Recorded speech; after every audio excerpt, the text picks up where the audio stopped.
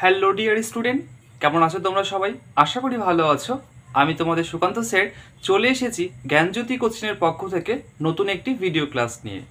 আজকে আমার আলোচ্য বিষয় হলো তোমাদের রিসোর্স জিওগ্রাফির মধ্যে আলোচনা করছিলাম বিভিন্ন টপিক।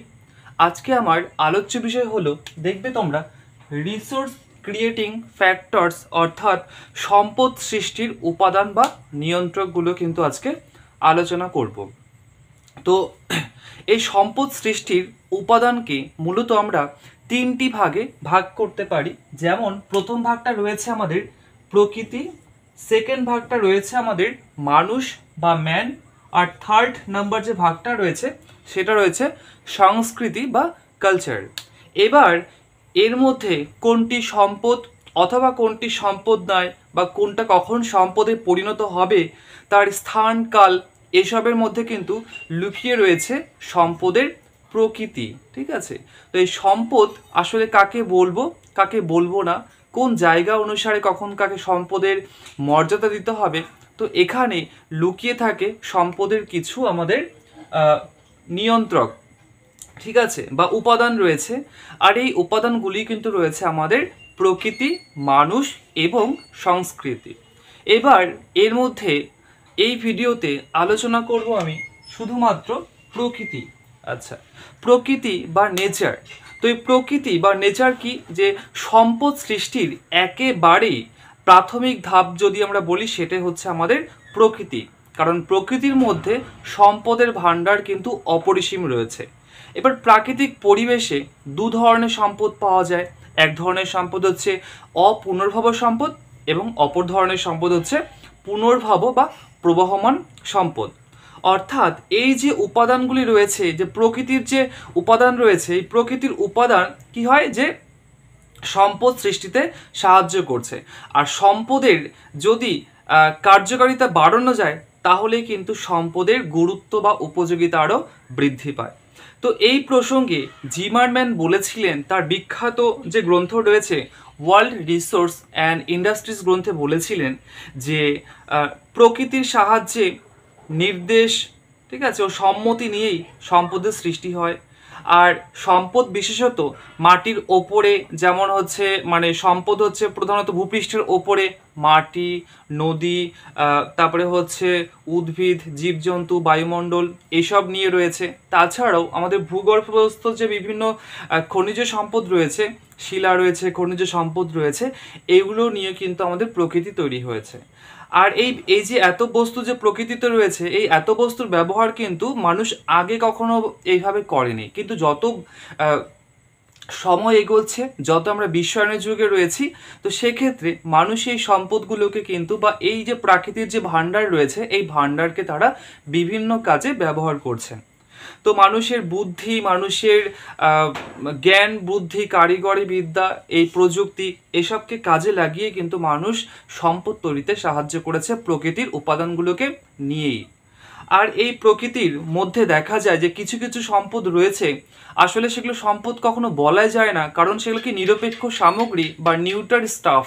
আসলে কি, যে আমাদের পরিবেশে এমন অনেক প্রচুর ধরনের সম্পদ, বা ওই বললাম সম্পদ বলা যাবে কিনা বুঝতে পারছি না, এদের এমন অনেক উপাদান রয়েছে বা এমন অনেক বিষয়বস্তু রয়েছে, যেগুলো আমাদের পরিবেশের কোনো ক্ষতিও করছে না, যেগুলো আমাদের কোনো কাজেও লাগছে না, আবার যেগুলো হয়তো উত্তোলন করতে পারলে হয়তো আমাদের সেগুলো প্রচুর পরিমাণে সম্পদে পরিণত হতো। তো সেগুলোকে আমরা বলতে পারি প্রধানত নিরপেক্ষ সামগ্রী বা নিউট্রাল স্টাফ। যেমন হিমালয় পার্বত্য অঞ্চলের যে ভূগর্ভস্থ অঞ্চলে কিন্তু প্রচুর পরিমাণে খনিজ সম্পদ রয়েছে, সেগুলোকে আমরা ব্যবহার করতে পারছি না, যার জন্য সেগুলো কিন্তু আমাদের নিরপেক্ষ সামগ্রী হিসাবেই পরিগণিত হয়েছে। আবার একইভাবে আন্টার্কটিকা যে সাদা মহাদেশ, সে মহাদেশের বরফের নিচেও কিন্তু প্রচুর পরিমাণে খনিজ সম্পদ রয়েছে, কিন্তু প্রযুক্তির অভাবের জন্য আমরা সেগুলোকে ব্যবহার করতে পারছি না, যার জন্য এখনো পর্যন্ত সেগুলো আমাদের কাছে নিরপেক্ষ সামগ্রী হিসাবে কিন্তু পরিচিত হয়েছে। হয়তো ইন ফিউচার প্রযুক্তির আরও উন্নতি হবে, তখন হয়তো এই নিরপেক্ষ সামগ্রীগুলোকেও হয়তো ধীরে ধীরে সম্পদে পরিণত করা যেতে পারে। এবার এই যে সম্পদ, এই প্রকৃতির যে সম্পদ, এই প্রকৃতির সম্পদের মধ্যে দেখা যায় যে বিভিন্ন বিরোধী একটা ভাব রয়েছে, প্রকৃতির বিরোধী একটা ভাব রয়েছে। অর্থাৎ কি, যে কোনো বিষয়ের কিন্তু একটা পজিটিভ একটা নেগেটিভ দিক আছে।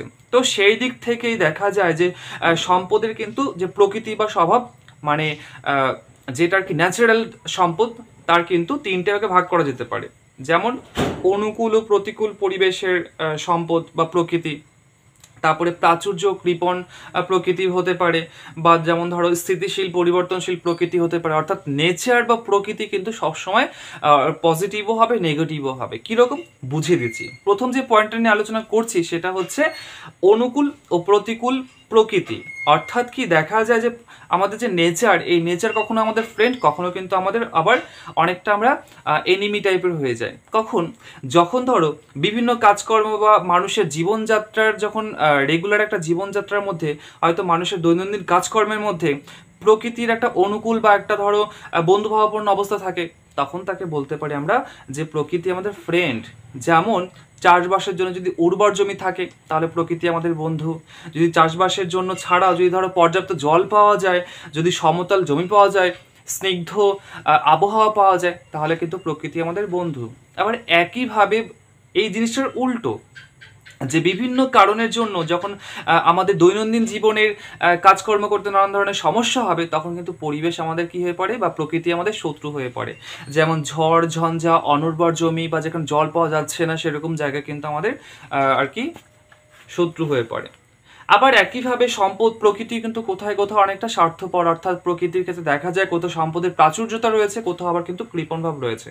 অর্থাৎ কি, যে আমাদের পৃথিবীর সর্বত্র একই পরিমাণে সম্পদে বা একই পরিমাণ উপাদান দ্বারা তৈরি হয়নি। তো পৃথিবীর কিছু কিছু অঞ্চলে সম্পদের প্রাচুর্য রয়েছে, যেমন আমেরিকা যুক্তরাষ্ট্রে প্রচুর প্রাকৃতিক সম্পদ পাওয়া যায়। ঠিক একইভাবে কিন্তু এমন অনেক দেশ আছে বা জায়গা আছে যেখানে কিন্তু, অর্থাৎ মরুভূমির মতো এলাকা, যেখানে প্রাকৃতিক সম্পদের কিন্তু অভাব রয়েছে। তো এজন্যই বললাম যে প্রকৃতি কখনো আমাদের কাছে প্রাচুর্যে ভরা, অর্থাৎ খুব বেশি পরিমাণে সবকিছু পাওয়া যাচ্ছে প্রকৃতির কোনো অংশে। আবার প্রকৃতির কোনো অংশে কিন্তু একেবারেই কৃপণ, অর্থাৎ সেখানে কিচ্ছু বা তেমন কোনো সম্পদ কিন্তু এখনো পর্যন্ত পাওয়া যাচ্ছে না, বা পাওয়া গেলে সেটাকে আমরা ব্যবহার করতে পারছি না। এরপরে হচ্ছে স্থিতিশীল আর পরিবর্তনশীল প্রকৃতি। অর্থাৎ কি, প্রকৃতি সবসময় একটা পরিবর্তনশীল বিষয়। কারণ কি, যে স্থান কাল ভেদে কিন্তু প্রকৃতি অনায়াসে পরিবর্তন হচ্ছে। অর্থাৎ যে সমস্ত সামগ্রিক আমরা একটা সময় ব্যবহার করতে পারতাম না, কিন্তু বর্তমানে প্রযুক্তির উন্নতির ফলে সেগুলোকে ব্যবহার করতে পারছি। তার মানে কি, সেটার কিন্তু ধীরে ধীরে ব্যবহারটা বাড়ছে। অর্থাৎ একটা সময় যেটাকে আমরা ব্যবহার করতে পারতাম না, সেটা কিন্তু বর্তমানে আমরা ব্যবহার করতে পারছি। আবার একইভাবে দেখা যায় যে কোনো জমি, যেমন ধরো উর্বর জমি যেখানে রয়েছে, যেখানে চিরস্থায়ীভাবে আমরা ফসল উৎপাদন করছি, বা যেখানে হয়তো আমাদের প্রচুর পরিমাণে সম্পদ রয়েছে, হয়তো সেখানে প্রাকৃতিক কারণে বা অন্যান্য কারণে হয়তো এমন হলো যে সেই স্থায়ী জমি বা স্থায়ী যে এখান থেকে সম্পদ আমরা পেতাম, সেটাকে হয়তো ব্যবহার করতে পারছি না। যেমন আমরা প্রত্যেকেই জানি নদীর পাড়ের জমি বেশ উর্বর প্রকৃতির হয়। যদি কোনো কারণে নদীর পাড় ভাঙতে শুরু করে, তখন কিন্তু ওই উর্বর জমি ধীরে ধীরে ওই নদী গ্রাস করে ফেলবে, তখন কিন্তু আর উর্বর জমিকে আর পাওয়া যাবে না। অর্থাৎ কি, যেটা স্থায়ী সম্পদ, সে স্থায়ী সম্পদেরও কিন্তু পরিবর্তনশীল বা পরিবর্তন হতে হয়। তো এই ছিল আমার সম্পদের ক্ষেত্রে বা রিসোর্স ক্রিয়েটিং ফ্যাক্টরস, অর্থাৎ সম্পদের যে উপাদানগুলি রয়েছে তার মধ্যে প্রকৃতির ভূমিকা। এই প্রকৃতির ভূমিকার পরে, মানে এর পরের ভিডিওতে কিন্তু তোমাদের মানুষ বা ম্যানের কি ভূমিকা রয়েছে, বা কীরকম দক্ষতা বা কীরকম এফেক্ট রয়েছে, সেটা কিন্তু আলোচনা করব। ভিডিওটা ভালো লাগলে অবশ্যই লাইক কমেন্ট শেয়ার করবে, আর আমাদের সঙ্গে যুক্ত হতে চাইলে অবশ্যই কিন্তু আমাদের সঙ্গে কন্ট্যাক্ট করবে। কন্ট্যাক্ট নাম্বার দেওয়া আছে, তোমরা অবশ্যই যোগাযোগ করো। আমাদের সেমিস্টারের ক্লাস কিন্তু অলরেডি স্টার্ট হয়ে গেছে। Thank you.